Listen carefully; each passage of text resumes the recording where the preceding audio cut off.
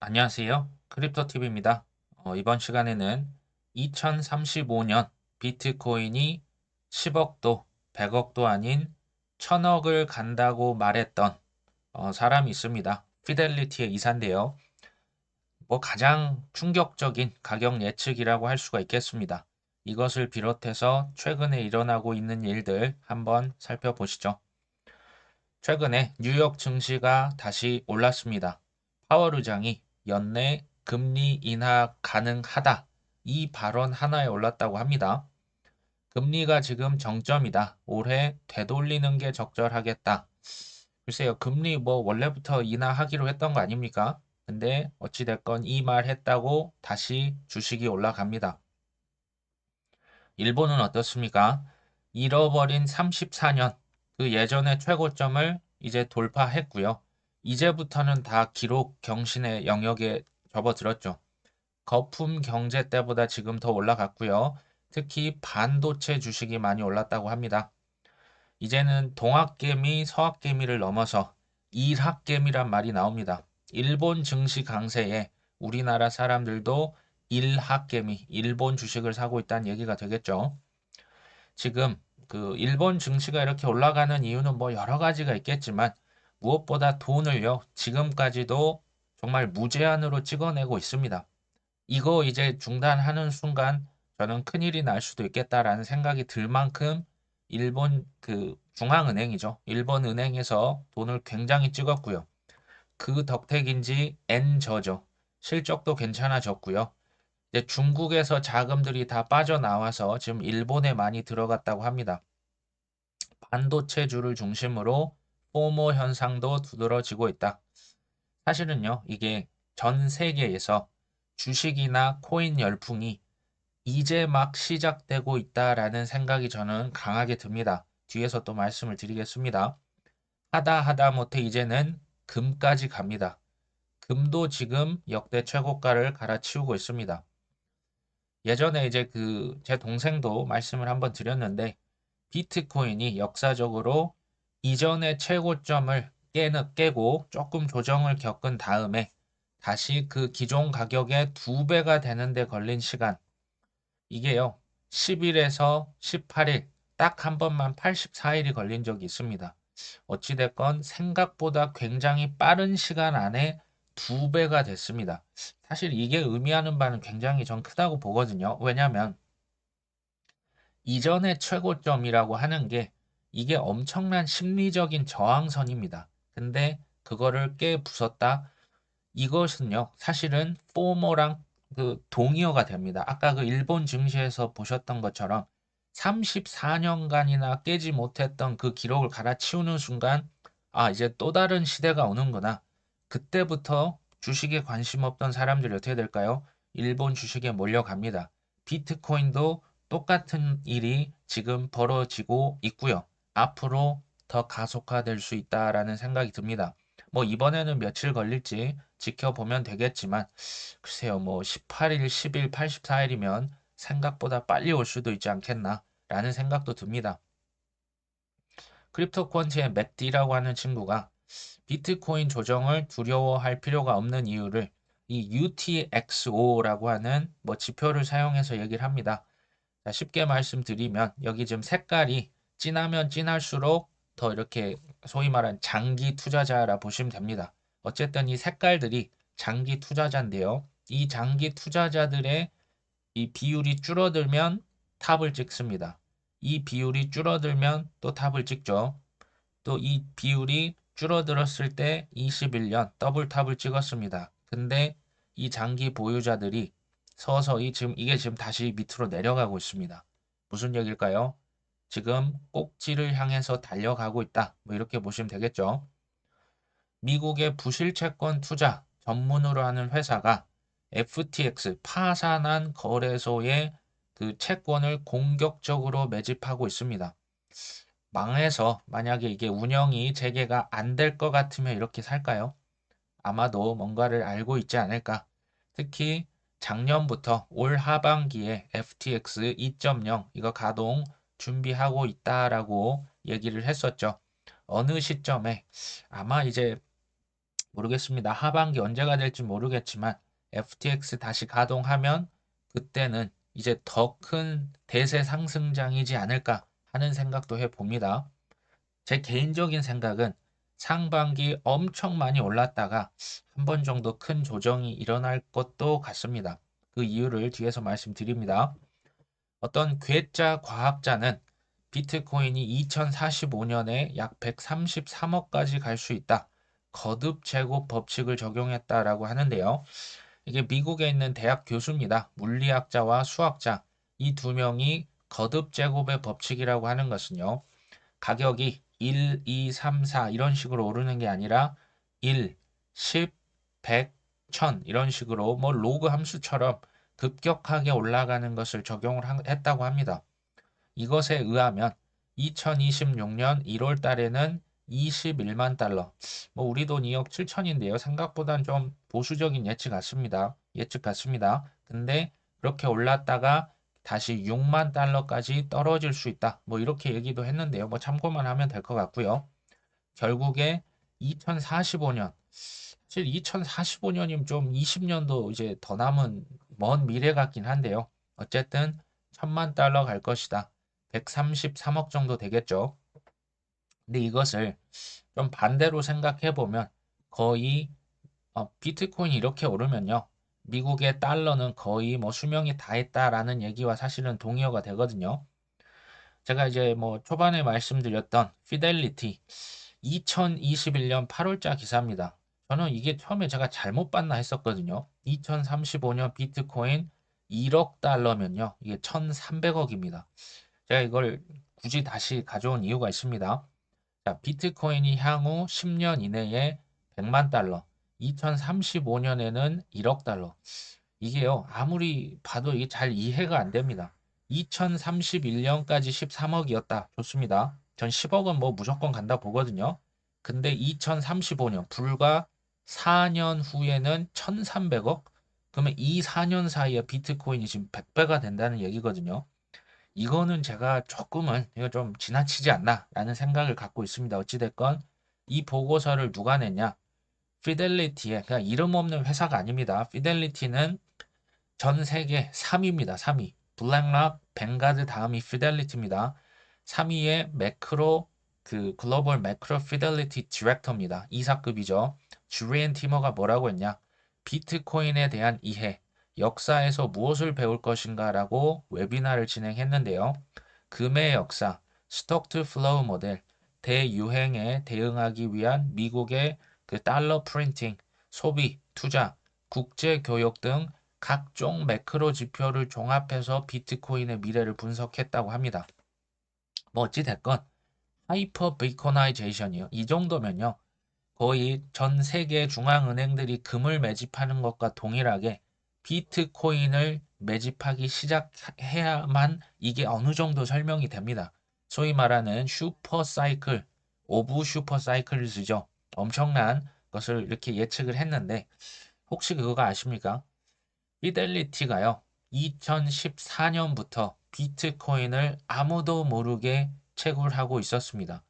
이건요, 제가 이 당시에 이걸 아는 사람은 아무도 없었고요. 저는 사실 비트코인 컨퍼런스를 하다 보니 그때부터 했었습니다. 지금부터 한 십몇 년 전이죠. 그때 했을 때는 사실 뭐 피델리티가 뭐 했는지 비트코인 자체를 아는 분도 없었고요. 근데 어찌게 됐건 조용하게 비트코인 채굴을 했었다. 근데 지금 그들이 뭐 지금 뭐 비트코인 현물 ETF도 팔고 있고요. 지금 이더리움도 현물 ETF 지금 신청을 했잖아요. 그러니까 그게 천억이 갈지 안 갈지는 저도 모르겠습니다. 100억까지도 전 갈 수 있다고 봅니다. 근데 천억은 잘 모르겠어요. 근데 만약 가면 어떡하실 겁니까? 그 혹시 모르잖아요. 혹시 우리가 모르는 것을 그들만 알고 있는 뭔가가 있진 않을까? 제가 말씀드린 건 무조건 지금 천억 간다가 아닙니다. 자, 혹시 모르니까 우리 뭐 이제 저한테 가끔 여쭤보시는 그 우리 구독자분들 계시잖아요. 그 비트코인 이거 뭐 자식한테 물려줄 건데 지금 팔아야 되나요? 이것을요. 뭐 예를 들면 한 개 이상 가지고 계신다면 뭐 예를 들어 세 개가 있다면 그중에 한 개는요. 그냥 10년 정도 그냥 놔두실 생각하고 안 판다 생각하시는 거 어떨까 싶어요. 어떤 분한테는 이게 비트코인 한 개가 될 수도 있고, 이더리움 10개가 될 수도 있고요. 리플 10,000개가 될 수도 있습니다. 이거는 내가 잘 안 쓰는 계좌 거래소에 그냥 가만히 한 10년 어떻게 되나 보자 하고 두시면 어떨까 싶어요. 왜요? 혹시 모르니까. 정말 1,000억 가시면 그때 땅을 치실 겁니까? 우리는 사실 뭐 10억만 가도 팔겠죠. 그러니까 좀 잘 안 보이는 계좌에다가 비트코인 한 개 정도 그냥 소위 이제 고이 모셔놓고 나중에 까보면 어떨까? 좀 장기, 단기 계좌 이런 걸 좀 귀찮으실 수 있겠죠. 근데 나눠서 보관을 해두면 어떨까 싶습니다. 일부 시청자들 저처럼 거부 반응을 보였습니다. 야, 비트코인이 1억 달러 되면 시총이 2100조 달러인데 이게 말이 되냐? 전 세계 자산 규모가 418조 달러인데 이게 말이 되냐라고 회의적인 반응을 했다고 합니다. 근데 제가 이렇게 좀 질문하겠습니다. 13년 전에 비트코인 100원이었거든요. 이제 곧 있으면 1억 갑니다. 이거는 말이 됩니까? 이거 말도 안 되죠. 제가 14년도 처음 했을 때만 해도 뭐 50만 원, 뭐 15년도 20만 원까지 떨어졌었거든요. 그때 지금 몇백 배 아닙니까? 거의 뭐 몇천 배, 몇만 배 오른 이것도 사실 말이 안 되지 않습니까?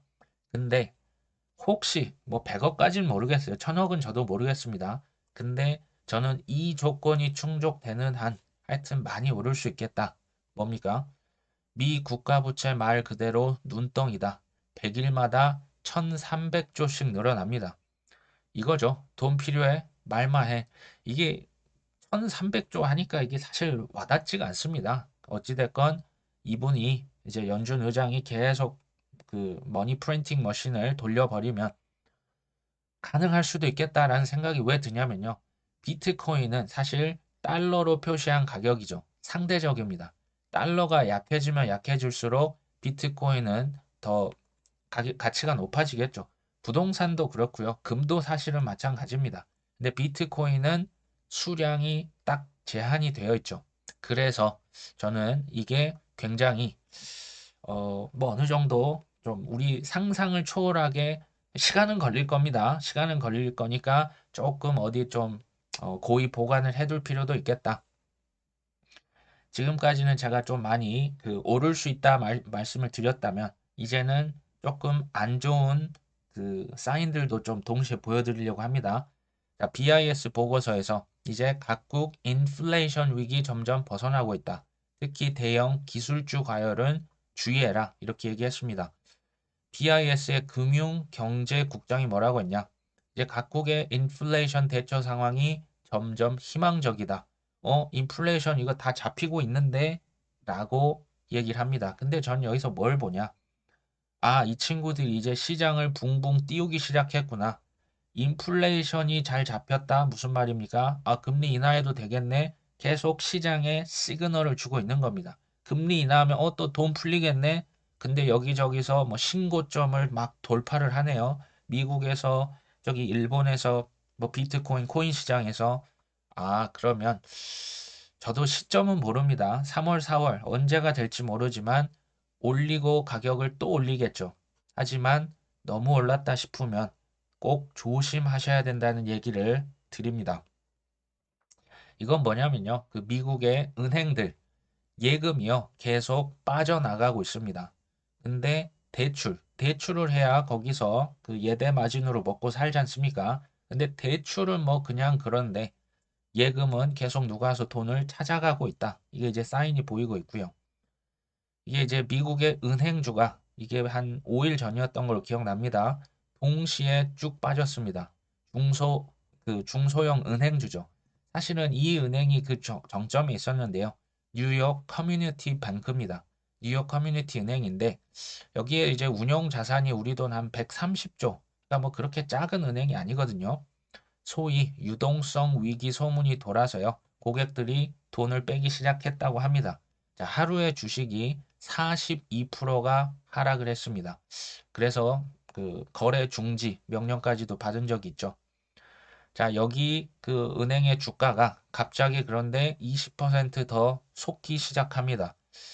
2시간 전에 대비하면 무려 125%까지 올랐다고 하는데요. 그 소문의 그 팩트는 이거였습니다. 그냥 백조라고 하겠습니다. 백조 은행인데 지금 유동성 위기래. 근데 여기에 돈이 투입이 됐대. 그 투입된 돈이 얼마입니까? 1조입니다. 1조 원이 투입되니까 이 은행 망하지 않겠네 해서 주식이 올라가 버리고 있죠. 지금 100분의 1입니다. 자산 규모의 100분의 1의 자금을 투입했을 뿐인데 이렇게까지 오른다고요? 이게 소위 뭐 상승장의 힘이라고 할 수도 있고 그걸 모르겠습니다. 이것을 어떤 그 트위터 하는 사람은 이렇게 표현을 하는 거죠. 100조 은행에다가 1조 겨우 투입했는데 충분하다고 믿고 있는 이들 하면서 약간 그 비아냥거리는 그런 뉘앙스입니다. 사실 100분의 1만 투입했는데 동시에 내 돈 내놔 하면 이게 대응이 될까요? 좀 의구심이 듭니다. 지금요, 사실 문제는 이거예요. 그 고금리지 않습니까? 연준에서 금리 인하 아직 안 했죠.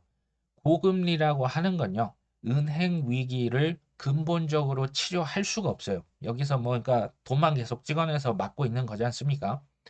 이 장단기 금리가 역전됐다라고 하는 건요, 은행이 영업을 하면 할수록 영마진이란 얘기입니다. 그러니까 예대 마진이 마이너스죠.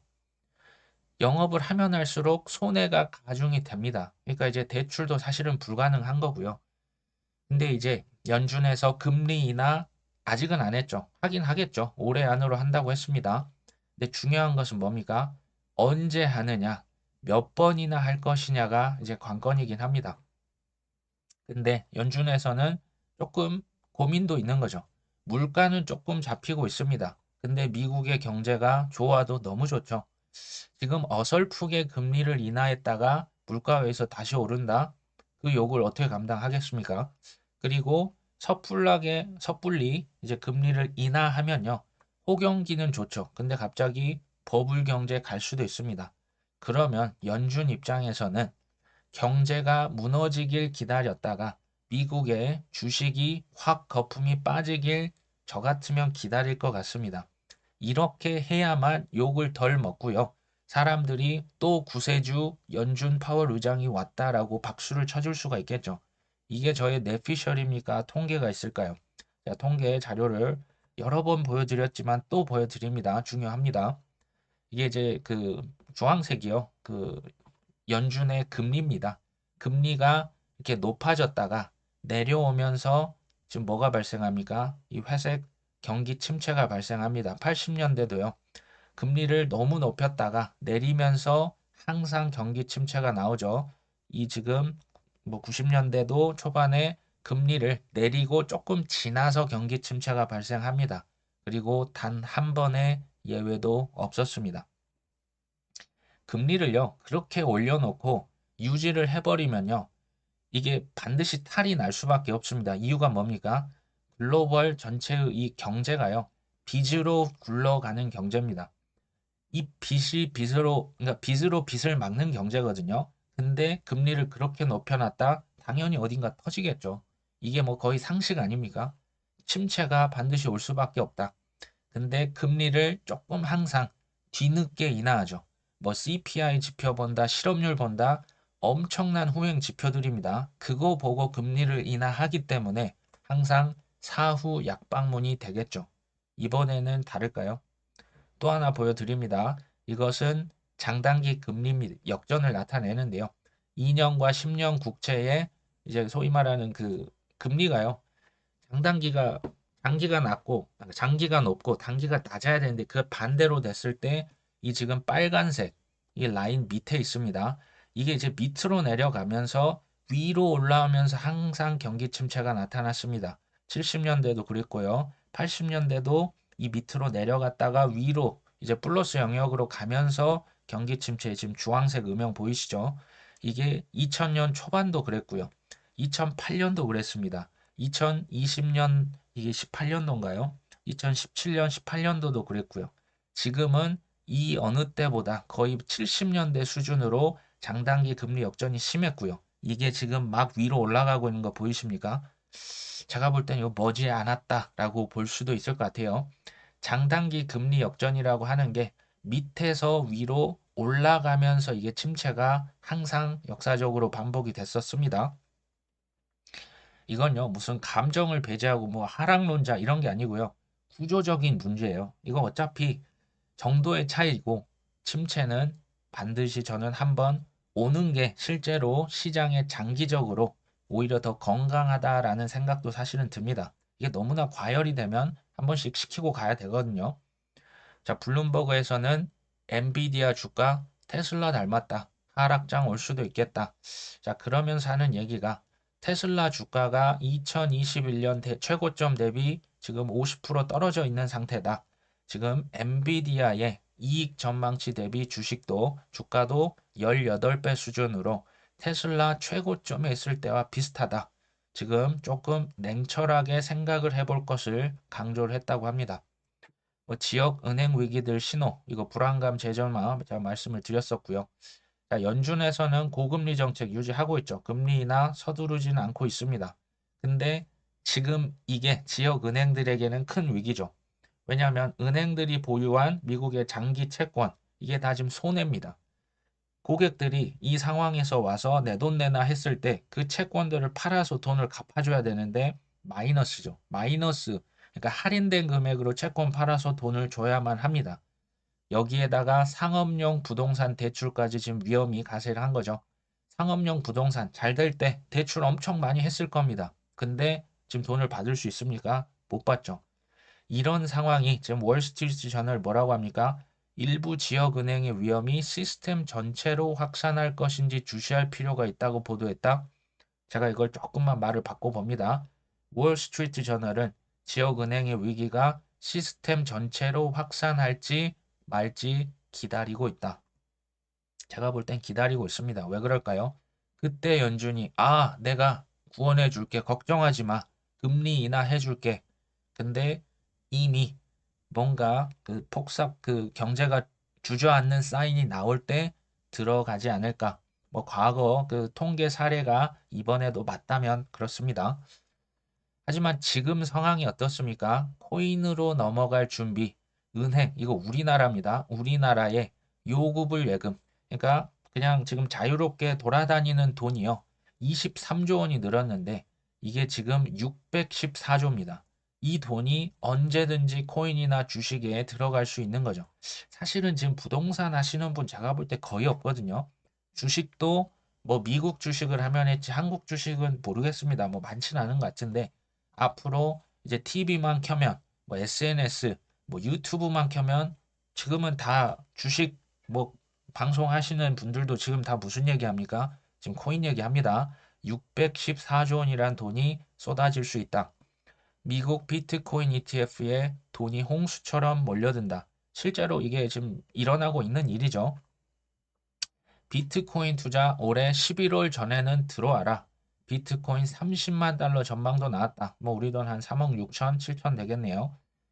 이제 소위요. 그 세력이라고 하는 그 세력을 우리는 드루아 세력이라고 이제 부르는 경우도 있어요. 왜 그러냐면 자꾸 들어오라는 거예요. 내가 지금 금리 제로 금리 낮췄잖아. 옆에서 너 무슨 소리 듣고 있어? 벼락 거지 되고 싶어? 빨리 빚내가지고 지금 들어오라고. 부동산 사고 주식 사고 코인 사란 말이야. 이게 드루아 세력입니다. 이 드루아 세력이 하는 목소리 지금부터 아마 많이 들으실 겁니다. 쉽게 말하면 비치고 눈 뒤집고 그냥 들어오라는 말입니다. 무서운 사실은 이 지금 타이밍이에요. 그 겨울이 끝났고요. 이제는 봄도 지났고 이젠 여름 곧 있으면 이제 여름으로 접어듭니다. 자, 번스타인에서 뭐라고 하냐?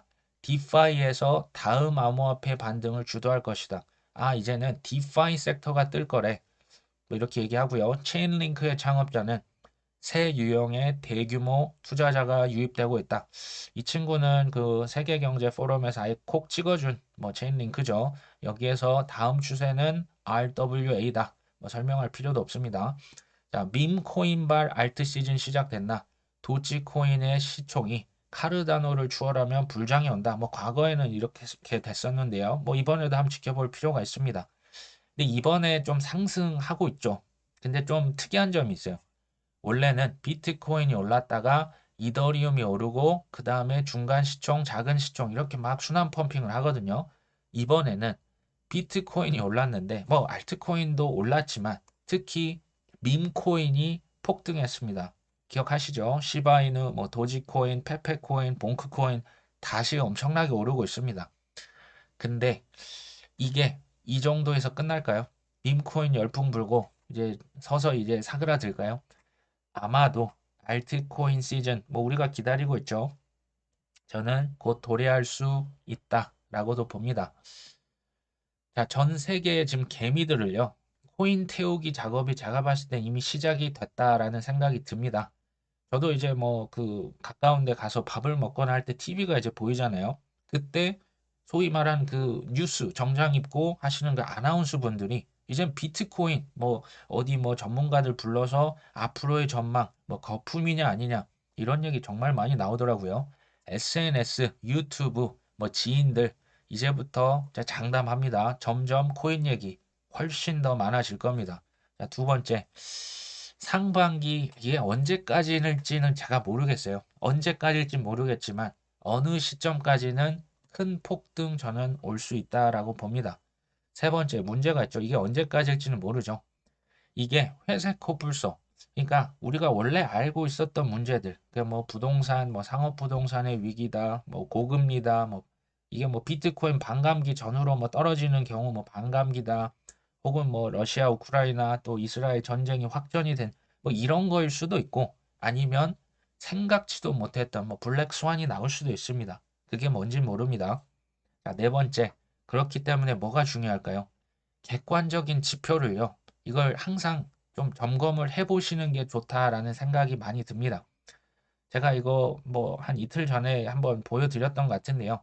고민될 때 항상 확인해 볼 지표, 과열을 내 눈을 믿지 말고 좀 신뢰가 안 될 때 한번 지켜보면 좋겠죠. 아까 기존 영상을 보시면 좀 더 자세히 나와 있습니다. 첫 번째는 지금 이더리움을 누가 엄청 사고 있습니다. 이 이더리움이 코인베이스 프라임에 계속 입금이 되고 있는지 여부. 제가 오늘도 확인했거든요. 이더리움 지금도 누가 사고 있습니다. 자, 두 번째. 크립토 공포 탐욕 지수. 이 크립토 공포 탐욕 지수 아시죠? 그게 이제 100으로 갈수록 탐욕인데요. 이게 90까지 갔다가 조금 75로 떨어졌다가 어찌 됐건 지금 극단적 탐욕 여경에 있습니다. 근데 여기서 주의하실 게 90이라고 해서 바로 팔아버리시는 것보다는 이 탐욕이 조금 오래 지속이 될 수도 있습니다. 그리고 이 탐욕 지수는 비트코인을 얘기합니다. 이게 90이다, 뭐 92까지 갔다 조금 기다리셨다가 슬슬 알트코인 같은 경우는 거기서 한 2, 3주, 길게는 한 달 이상 있다가 피크를 찍을 수 있다. 계속 말씀드립니다. 자, 세 번째, 스테이블 코인을 신규 발행하는 이게 또 굉장히 중요한 사인이 됩니다. 테더나 USDC 같은 것을 이게 찍어내면 막 조 단위로 찍어내거든요. 지금 이런 일이 발생하고 있습니다. 당연히 코인 가격이 안 오르고 100이겠습니까? 네 번째, 이더리움 ETF 승인 여부. 이게 이제 바네크라고 하는 회사가 신청한 그 ETF 최종 심사일이 5월 23일이거든요. 이게 되냐 안 되냐에 따라서 제가 볼 때 이제 5월 전후로 또 나뉠 수 있는 분기점이 될 수 있다라고 보여집니다. 다섯 번째, 김치 프리미엄이죠. 이게 한때는 뭐 6%, 7%, 8%까지 언제는 보니까 막 10%도 넘어간 적이 있거든요. 자, 이런 것은 대표적인 시장 과열 지표라고 보시면 될 것 같습니다. 여섯 번째, 파이사이클 톱 인디케이터. 이제 구글에 가셔서 이거 영어로 그대로 쳐보시면 다 무료로 보실 수 있거든요. 이 두 개의 선이 이제 닿으면 과열이 됐다라는 얘기입니다. 이것도 비트코인을 얘기한다는 거 말씀드리고 있죠. 일곱 번째, 코인베이스 앱의 순위입니다. 이제 코인베이스 앱 랭크 보시라고요. 이제 트위터 하시는 분들은 가셔서 이거 치시고 그 보신 계정이 있습니다. 그거 팔로우 하시면 아실 수 있고요. 사실 이게 코인베이스가 12일 전만 해도 420이었거든요. 근데 얼마 전에 제가 가서 봤더니 최고 51위까지 올랐습니다. 이게 순식간에 순위가 올라간다는 것은 이제 대표적으로 그 이 개미 투자자들이 코인 투자를 많이 하고 있다라고 보시면 됩니다. 이게 만약에 1위를 기록한다? 조금 덜어내십시오. 이게 저는 그래도 괜찮은 지표라는 생각이 듭니다. 여덟 번째, 이게 UTXO. 아까 이걸 그 앞서 보여드렸던 그 지표인데요. 장기 홀더들이 이제 그것을 팔면서 이제 가격이 좀 올라갈 수 있다 이거고요.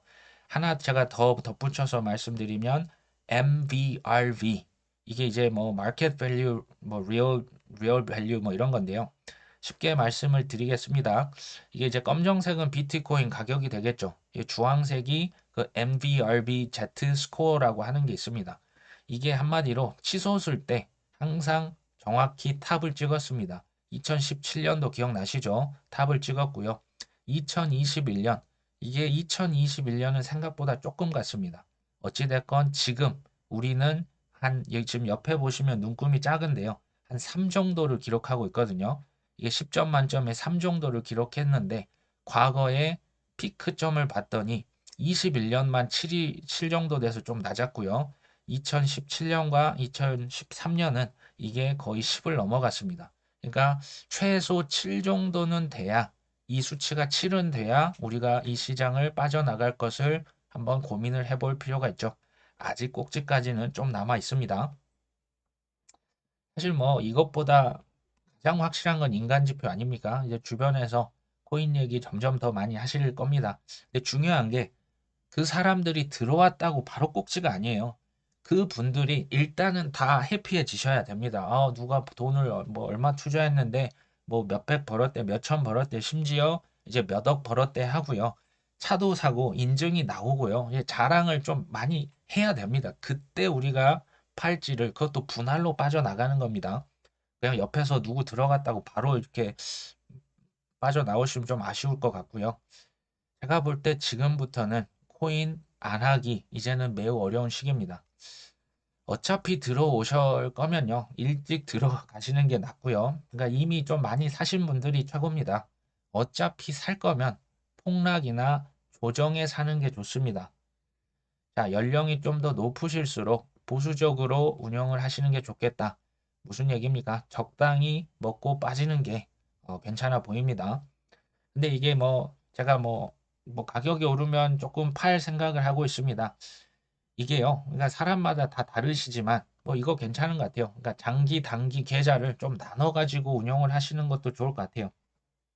단기적으로 좀 너무 이번에 뭐 시바 이누 너무 올랐지 않습니까? 이런 경우는 그냥 전체 다 털어내십시오. 뭐 분할로 하시든 털어내시고 이제 밑바닥에서 또 이제 얼마를 빼서 맛있는 거 사 드시고 나머지 금액으로 이제 좀 덜 오른 친구들 또 사놓고 기다리실 수도 있겠죠.